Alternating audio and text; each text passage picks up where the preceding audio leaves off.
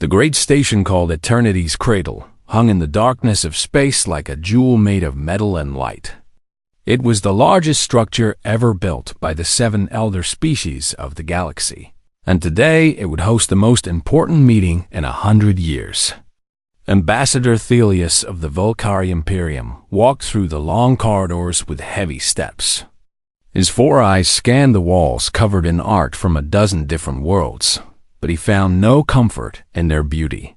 He was worried, and he had good reason to be worried. The Valkyrie were tall beings with blue skin and 4 arms. They had ruled their corner of the galaxy for 10,000 years, and they had seen many young species rise and fall. But the reports about these new creatures called humans made Thelius feel something he had not felt in centuries. He felt fear. The meeting chamber was a massive room with a ceiling so high it seemed to touch the stars themselves. 7 great tables stood in a circle, each one belonging to one of the elder species. Delegates from the Valkyrie Imperium, the Silithian Collective, the Drovan Hierarchy, the Morweth Federation, the Crystalline Courts, the Voidborn Assembly, and the Eternal Chorus had all gathered here today. High Seer Valinix of the Silithians was already seated at her table. She was a beautiful and terrifying creature with a body like flowing water and tentacles that glowed with soft blue light. Her species could read emotions and thoughts, and right now she was reading the fear in the room. "Ambassador Thelius," she called out in her musical voice, "I sense you carry a heavy burden today. Please, share your concerns with the Conclave." Thelius took his place at the Valkyrie table and activated the central display. A blue planet appeared in the air above them, spinning slowly. It was covered in vast oceans and green lands and swirling white clouds. "This is Earth," Thelius announced, "the homeworld of the species called humans." General Kraveth of the Drovan Hierarchy leaned forward with interest. He was a massive reptilian creature covered in thick scales and natural armor. His people were warriors who respected strength above all else. "I have heard whispers about these humans," Kraveth growled. "They say these creatures are small and weak, with no claws and no armor. Why should we concern ourselves with such beings? Because these small and weak creatures have achieved faster than light travel," Thelius replied. "They did this only 60 years ago, which is nothing more than a single breath in galactic terms. But in those 60 years, they have expanded to 47 colony worlds. They have built a fleet of warships that makes our intelligence officers lose sleep at night." The room grew quiet. 60 years was impossibly fast. Most species took thousands of years to colonize even a handful of worlds after discovering space travel. High Seer Valinix activated her own display, and images of Earth appeared. The delegates saw massive predators with sharp teeth. They saw volcanoes erupting with fire and ash. They saw storms that could swallow entire cities. They saw ice covering half the planet and deserts burning under a harsh sun. "Earth is what we call a death world," Valinix explained. "It has extreme temperatures, from frozen wastelands to boiling jungles. Every continent is filled with predators and poisonous creatures. The planet itself shakes and breaks and floods without warning. Diseases that would destroy most species are common there. How can anything survive on such a world?" asked the crystalline delegate, their voice like chiming bells. "The humans did not just survive," Valinix continued, her tentacles dimming with unease. "They conquered their world. They killed or tamed every predator. They built cities that stand against earthquakes and storms. They developed medicine to fight diseases that should have ended their species 1,000 times." Ambassador Thelius nodded and changed the display to show something new. It was an image captured by a Valkyrie spy ship, and it made several delegates gasp in shock. The image showed a human warship. It was massive and covered in weapons and armor. It looked like something built not for exploration or trade, but for pure and complete destruction. "This is what truly concerns me," Thelius said quietly. Our scientists have studied this image for months. They tell me that this single vessel carries enough firepower to destroy a small moon. Its armor could withstand weapons that would tear our own ships apart. And our intelligence suggests that the humans have hundreds of ships like this. General Kravith's scales had turned pale. Hundreds? That is impossible. No species could build such a fleet in 60 years. And yet they have, Thelius replied. The question we must answer today is simple. What do we do about humanity? The debate that followed lasted for many hours. Some delegates wanted to destroy humanity before they grew too powerful. Others wanted to ignore them and hope they would leave the elder species alone. A few suggested trying to make peace with these strange new creatures. Finally, HFY Stories raised her tentacles for silence. We are acting like frightened children, she declared. We sit here and make decisions about a species we have never even met. We look at pictures and read reports, but we do not know who the humans truly are. Are they monsters who will try to conquer the galaxy? Are they peaceful explorers who simply want to find their place among the stars? We cannot know until we speak with them. Ambassador Thelius considered her words carefully. What do you suggest, High Seer? I suggest we invite them here, Valinix answered. Let them send a delegation to meet with us. Let us see these humans with our own eyes and hear their words with our own ears. Only then can we decide how to deal with them. The vote was close, but in the end, the conclave agreed. A formal invitation would be sent to Earth, asking the human government to send representatives to Eternity's cradle. The message was transmitted across the vast distances of space, and then the elder species waited. They waited with fear in their hearts and questions in their minds. They wondered what kind of creatures would answer their call. They imagined savage warriors or cold and calculating conquerors. None of them could have imagined what was actually coming. None of them were prepared for the truth about humanity. And none of them would ever forget the day when a human warship first appeared before their eyes. The galaxy was about to change forever, and the elder species did not even know it yet. 3 weeks passed after the invitation was sent to Earth. 3 weeks of waiting and wondering and worrying.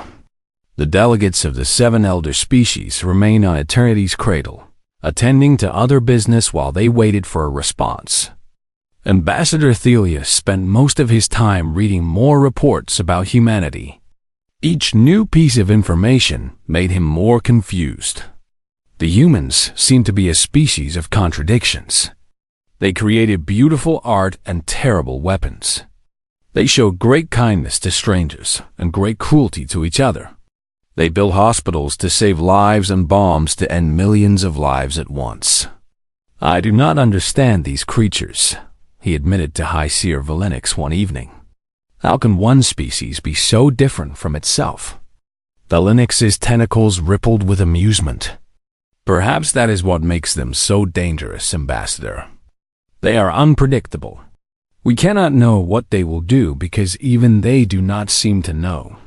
On the morning of the 21st day, an alarm rang through the station. A ship had been detected approaching through faster than light travel. The human response had finally arrived. The delegates rushed to the great observation deck on the top of the station. This room had massive windows that looked out into the blackness of space. From here, they would get their first look at the humans and their vessel. Sensors show a single ship approaching, reported a Velkari technician.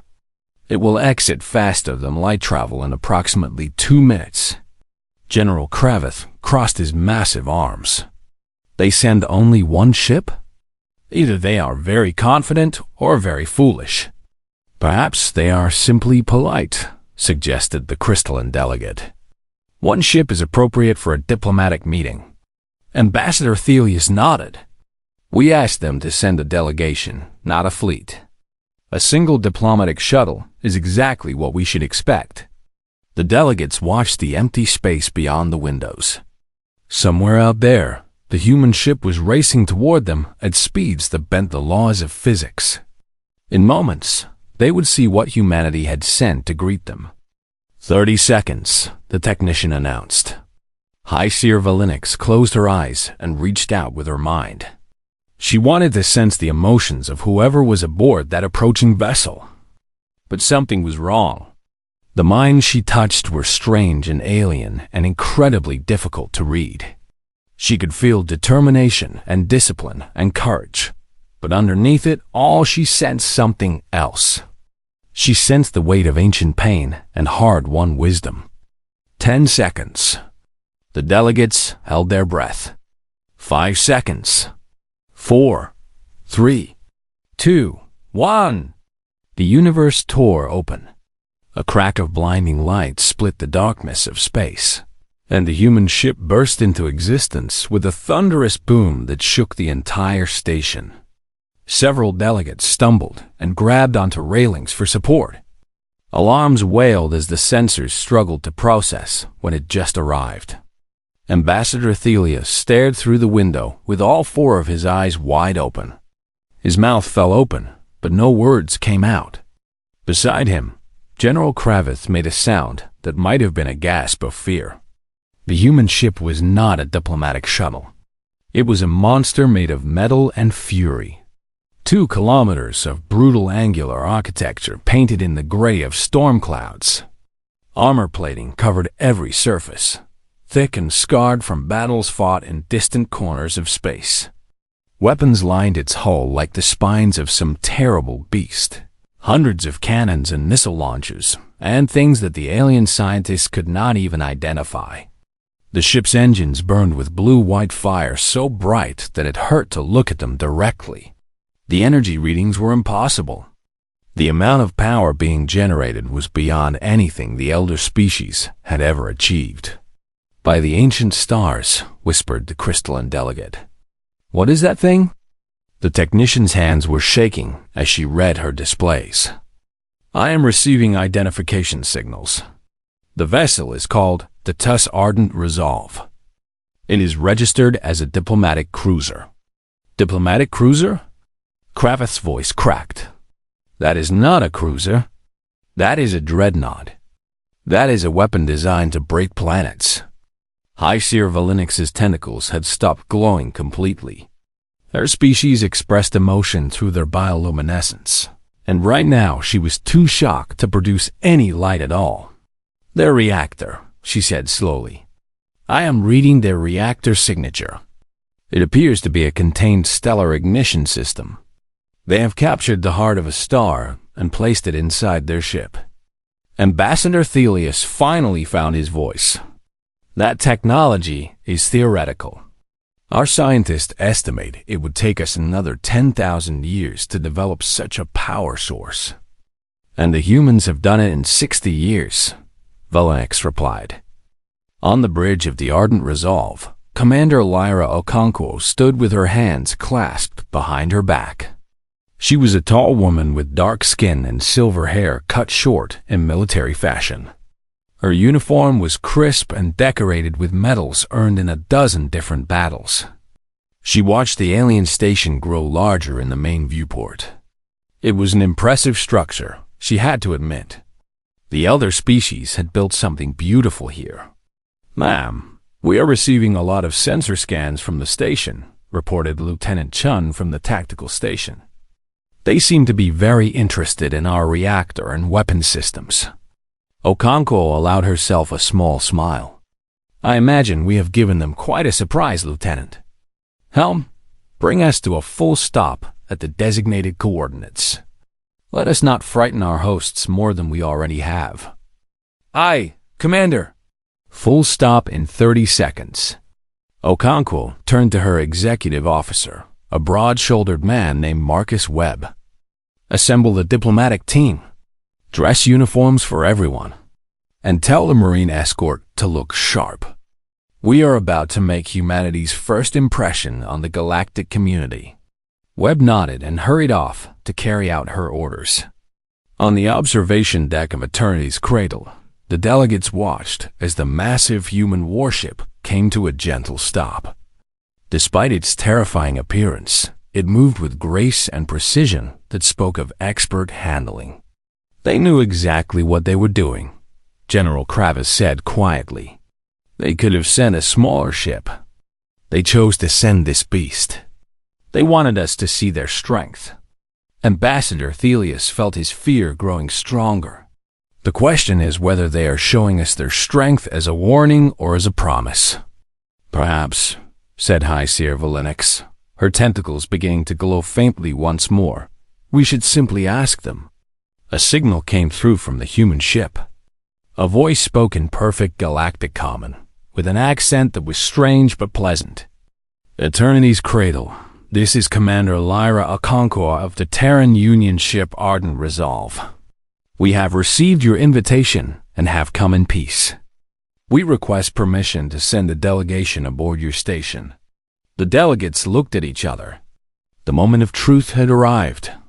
Whatever happened next would shape the future of the galaxy. Ambassador Thelius took a deep breath and activated his communication device. Ardent Resolve, this is Ambassador Thelius of the Galactic Conclave. Permission granted. We welcome humanity to Eternity's Cradle. The galaxy had just changed forever, and everyone in that room knew it. The shuttle from the Ardent Resolve was small compared to its mothership, but it still drew stares as it glided into the docking bay of Eternity's Cradle. It was sleek and angular, and painted in the same storm gray as the warship outside. Even this tiny craft looked like it was built for battle. A crowd of alien delegates and their guards had gathered to witness the arrival of humanity's representatives. They stood in neat rows, arranged by species, watching the shuttle with mixtures of fear and curiosity. The shuttle's door opened with a soft hiss of air. Commander Lyra Okonkwo stepped out first. She wore a dress uniform of deep blue with gold trim and medals glittered on her chest. Her face was calm and confident, with eyes that seemed to see everything at once. Behind her came two Marines in full ceremonial armor.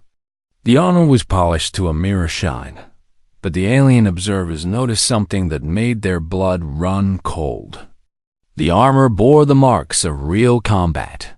Scratches and dents and scorch marks had been carefully preserved, telling stories of battle survived. The weapons at the Marines' hips were not ceremonial either. They were real and loaded and ready to fire at a moment's notice. Ambassador Thelius stepped forward to greet the humans. He forced his fear down and offered what he hoped was a welcoming smile. Commander Okonkwo, I am Ambassador Thelius of the Volcari Imperium. On behalf of the Galactic Conclave, I welcome you and your delegation to Eternity's Cradle. Okonkwo returned the smile with warmth that seemed genuine. Thank you, Ambassador. Humanity is honored to receive your invitation. We look forward to building a relationship of peace and understanding between our peoples. The formal greeting ceremony continued for some time. Each of the 7 elder species had their own traditions, and Okonkwo showed remarkable patience and respect for all of them. She bowed to the Drovan as their customs required. She allowed the Silithians to touch her mind briefly, as was their way. She even sang a short note for the Eternal Chorus, whose species communicated through music. She has done her research, High Seer Valinix whispered to Ambassador Thelius. She knows our cultures and respects them. This is not the behavior of a conqueror. Or perhaps it is exactly the behavior of a clever conqueror, Thelius replied quietly. One who knows that friendship can open doors that weapons cannot. The delegation moved to a formal dining hall for a welcoming feast. The room was magnificent, with tables laden with food from 100 different worlds.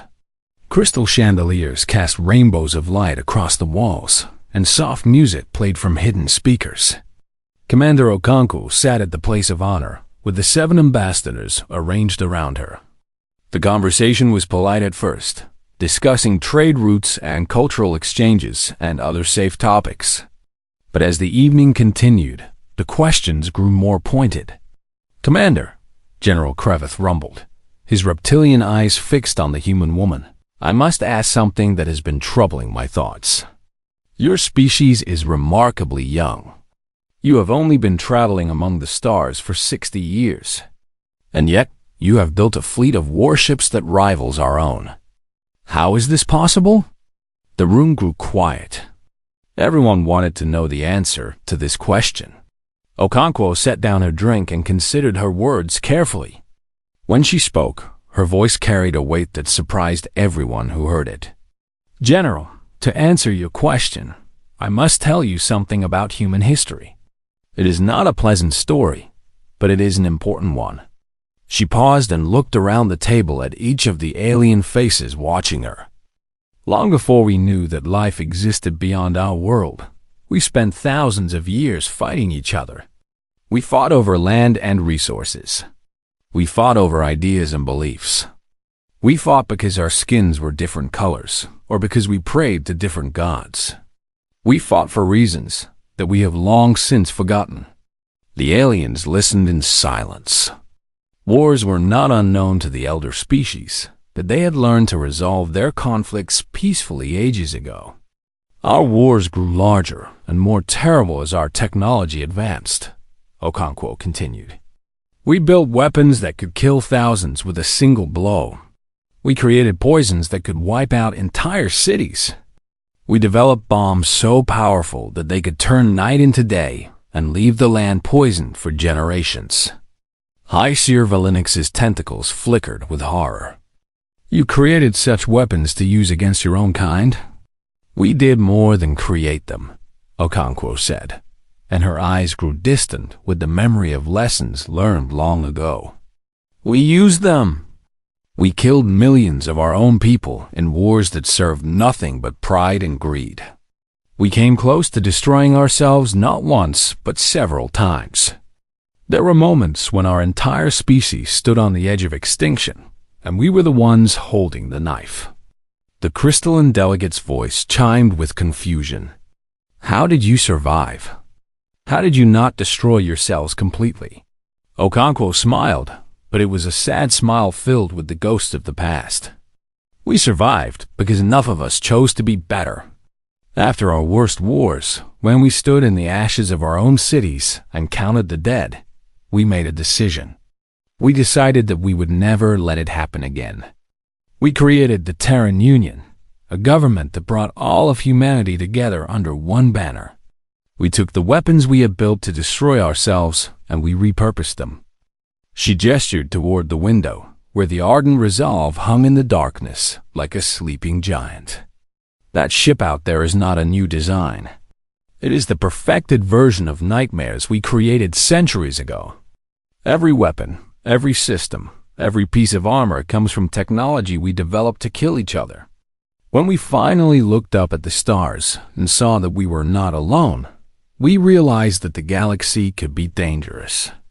So we took our capacity for destruction and turned it toward protection. Ambassador Thelius leaned forward with intense interest. You are saying that your military power comes from your violent history. I am saying that we learned from our violent history, Okonkwo replied. We learned that peace must be protected. We learned that those with power have a responsibility to use it wisely. We learned that the greatest strength is not the ability to destroy, but the wisdom to know when destruction is necessary and when it must be avoided. General Kravitz was nodding slowly, his warrior's mind understanding what she was saying. You forged yourselves in fire. Your wars were terrible, but they made you strong. They made us determined, Okonkwo corrected gently. Determined to never let such horrors happen again. Not to ourselves, and not to anyone else if we can help it. The room fell silent as the delegates considered her words. This small, soft species had survived something that would have destroyed most civilizations. They had looked into the abyss of their own nature and chosen to climb out. High Seer Valinix finally spoke, her voice soft with new understanding. You are not conquerors. You are survivors. Commander Okonkwo met her eyes and nodded. We are survivors who have sworn to protect. That is who humanity is, High Seer. That is what we bring to the galaxy." The weight of her words hung in the air like a promise and a warning, both at once. The diplomatic discussions continued for 2 more days. Commander Okonkwo's met with each of the 7 elder species separately, answering their questions and learning about their cultures. She was patient and respectful, and slowly the fear in the delegates began to change into something like cautious hope. Perhaps humanity was not the monster they had feared. Perhaps these strange creatures from the death world called Earth could become friends and allies. On the morning of the 3rd day, everything changed. Ambassador Thelius was in a meeting with Okonkwo when the first alarm sounded. It was a harsh wailing noise that cut through the calm of the station like a knife. "What is that?" Okonkwo asked, already rising from her seat. Thelius felt his blood turn cold. "That is the invasion alarm. Someone is attacking the station." They rushed to the command center, where technicians were frantically working at their consoles. The main display showed a terrifying sight. 12 ships had appeared out of nowhere and were racing toward Eternity's cradle. "Cathvoran raiders," General Kravith growled. His scales had turned dark with anger. "Pirates and slavers. They must have detected our gathering and decided to take advantage." High Seer Valinix was already at a console, reading the incoming signals. "They are demanding our surrender. They want all the delegates and our vessels. They are threatening to destroy the station if we do not comply." The room erupted in chaos. The alien delegates shouted and argued and panicked. The station had minimal weapons, designed only to deal with small threats. The diplomatic vessels docked in the bays were completely unarmed. Against 12 Cathvoran warships, they had no chance. "We must negotiate," Ambassador Thelius said desperately.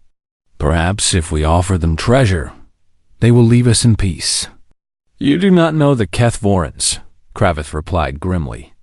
"They will take your treasure and then take you as slaves anyway. They show no mercy." Commander Okonkwo had been quiet during the chaos, speaking rapidly into a communication device on her wrist. Now she turned to face the panicking delegates with steel in her eyes.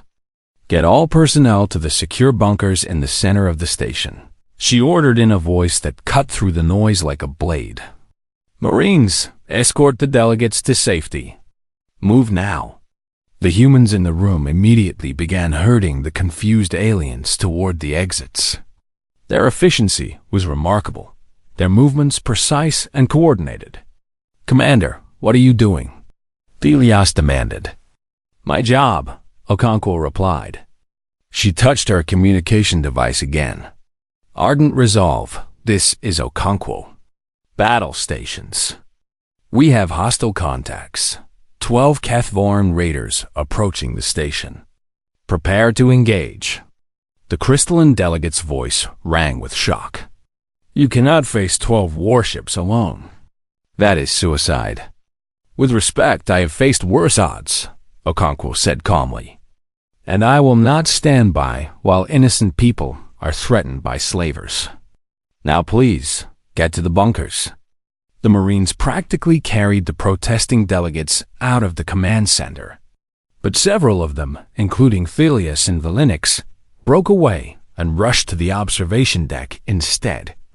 They had to see what was about to happen. Outside the great windows, the Ardent Resolve was already moving. Its massive engines flared to life, pushing the 2-kilometer warship forward with impossible speed. It positioned itself between the station and the incoming fleet, a single guardian against 12 enemies. "She is mad," Thelius whispered.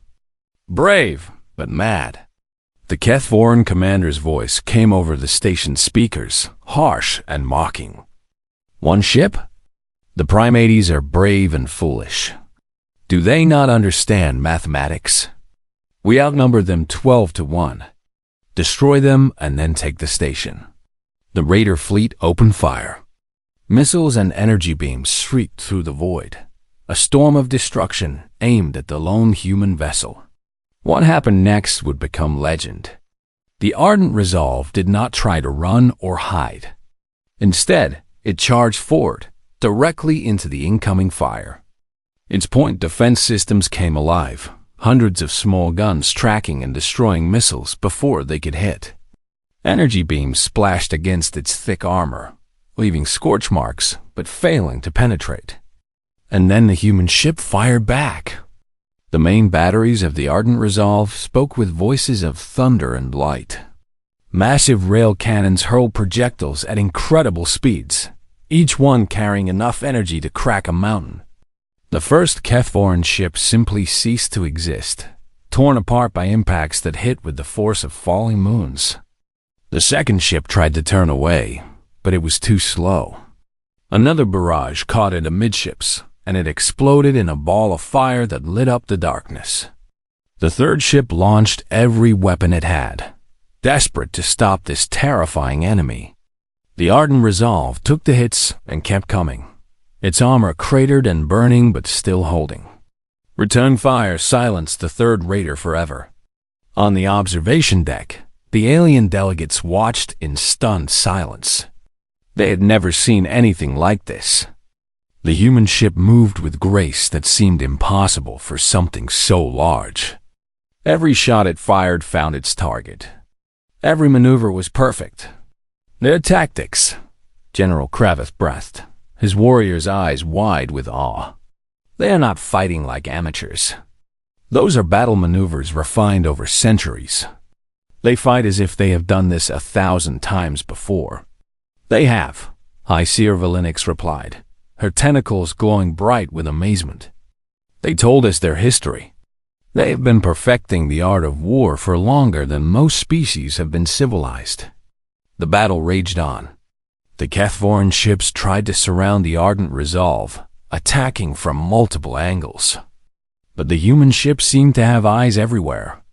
It twisted and turned, always presenting its strongest armor to the heaviest fire while its weapons cut down one enemy after another. The fourth raider fell, then the fifth. The sixth tried to flee, but a precise shot from the human ship destroyed its engines and left it drifting helplessly. The remaining Kethvorans were panicking now. They had expected an easy victory, a chance to capture valuable slaves and treasure. Instead, they have found a nightmare made of metal and fire. The seventh and eighth ships collided while trying to escape each other, their damaged hulls grinding together in a spray of debris. The ardent resolve finished them with cold efficiency. 9 minutes had passed and battle began. 2 more raiders fell to the relentless human guns. The last 2 Kethvoran ships finally managed to activate their faster-than-light drives and fled into the darkness, trailing smoke and fire. Silence fell over the observation deck. The ardent resolve hung in space, victorious. Its hull was scorched and cratered, and atmosphere leaked from a dozen wounds. But it was still there, still standing, still protecting. Ambassador Thelius realized he had stopped breathing. He gasped for air and leaned against the window for support. 12 ships, he whispered. They destroyed or disabled 10 ships in less than 10 minutes. 1 ship against 12, and they won. General Kravith's voice was filled with something that sounded almost like religious awe. I have led armies for 300 years. I have studied every battle in the history of my species. I have never seen anything like this. These humans are not warriors. He paused, searching for the right words. They are the gods of war given flesh. High Seer Valinix touched the window with a trembling tentacle. And they did this to protect us. They did not have to fight. They could have fled and saved themselves. But they stayed and risked everything to defend people they had only just met. The enormity of what had just happened began to sink in. Humanity had just announced itself to the galaxy in the most dramatic way possible. They had shown their strength, their skill, and their willingness to use both in defense of others. Commander Okonko's voice came over the speakers, calm and professional despite the battle she had just fought. Eternity's cradle, this is ardent resolve. The hostile fleet has been neutralized. We have taken some damage, but remain combat effective. Do you require any assistance? Ambassador Thelius laughed, though whether from relief or disbelief, he could not say. Yes, Commander. I believe we require a great deal of assistance understanding what we just witnessed. The hours after the battle were filled with controlled chaos. Damage teams from the Ardent Resolve crossed to Eternity's Cradle to help repair systems that had been shaken by the fighting. Human medics worked alongside alien doctors to treat the wounded. Engineers in gray uniforms patched holes and restored power to sections of the station that had gone dark.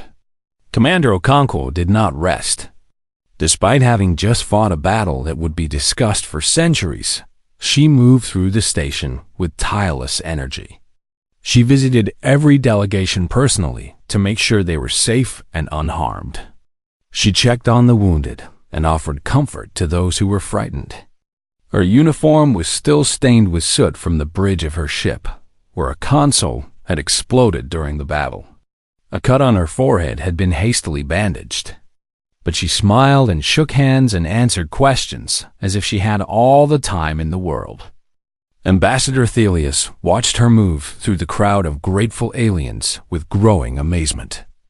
This small human woman had just commanded a battle that destroyed 10 enemy warships, and now she was asking a Silithian child if they were feeling okay. She is remarkable, he said to High Seer Valinix, who stood beside him. She is human, Valinix replied, her tentacles glowing with warm colors. I am beginning to understand that this is what that means. Later that evening, when the immediate crisis had passed and some sense of order had been restored, Valinix found Okonkwo standing alone on the observation deck. The commander was looking out at the stars, her reflection visible in the great window. May I join you? The Silithian asked. Okonkwo turned and smiled. Of course, High Seer, please. They stood together in comfortable silence for a moment. Outside, the Ardent Resolve was visible, its damaged hull illuminated by the lights of repair drones working to patch the worst of the wounds. I must ask you something, Valinix finally said. It has been troubling my mind since the battle. Ask anything you wish. Why? The Silithian's voice was soft with genuine confusion. Why did you risk your ship and your crew for us? You had only just met us. We were strangers who had summoned you here out of fear and suspicion. The logical choice was to retreat and preserve your vessel. Instead, you stayed and fought and nearly died to protect people who might never have become your friends. Okonkwo considered the question for a long moment. When she spoke, her voice carried the weight of centuries of human history.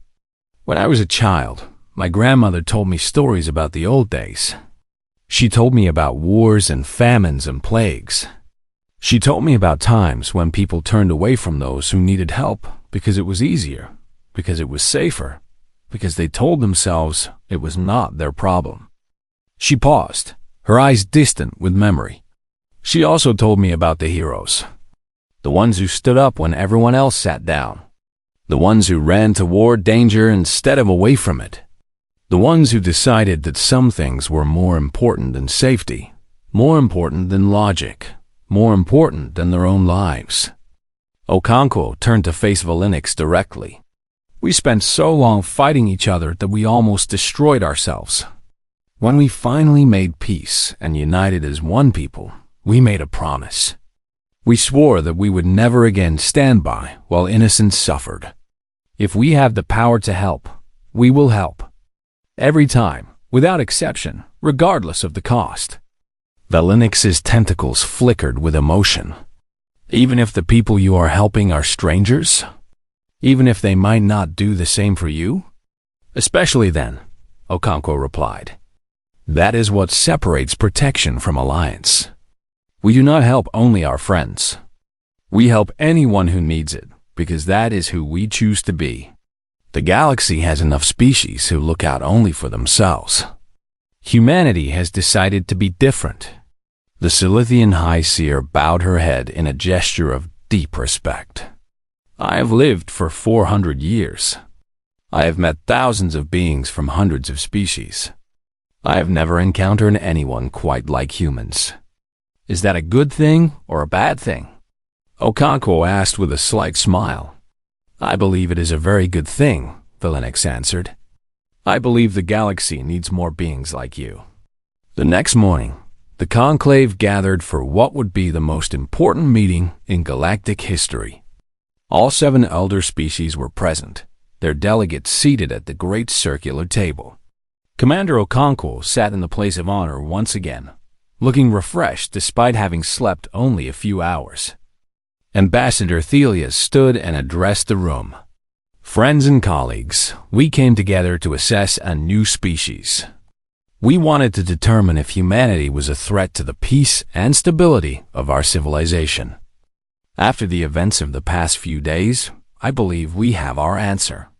He paused and looked around the room at his fellow delegates. General Kravith nodded encouragingly. High Seer Vilinix's tentacles glowed with warm approval.